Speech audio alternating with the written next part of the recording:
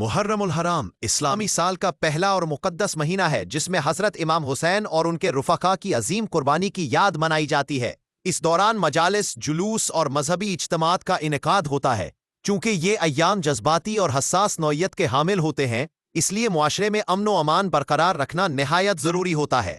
محرم میں امن قائم رکھنا ریاست، انتظامیہ، علماء اور عوام سب کا فرض ہے۔ حوالے سے محکمہ اوقاف حکومت پنجاب کا کردار کلیدی حیثیت رکھتا ہے، جو ہر سال علماء اور مشائخ کے وفود تشکیل دیتا ہے۔ ان وفود کا مقصد بین المسالک ہم آہنگی، رواداری اور بھائی چارے کو فروغ دینا ہوتا ہے۔ سیکریٹری اینڈ چیف ایڈمنسٹریٹر محکمہ اوقاف پنجاب ڈاکٹر سید طاہر رضا بخاری کی ہدایت پر اس سال بھی وفود کو مختلف شہروں میں بھیجا جا رہا ہے۔